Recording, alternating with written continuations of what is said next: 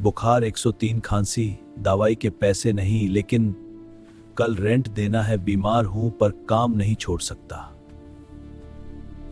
7 kilo, जिस्म कांप रहा है। 5 फ्लोर, बिना लिफ्ट चक्कर गिरने वाला था। मरना सस्ता है, गरीब रहना महंगा। 18 घंटे हो गए, पैसे मिल गए, बस कल का किराया बच गया। गिर गया, देखो बेहोश है, फिर भी पैसे जोर से पकड़े हुए हैं।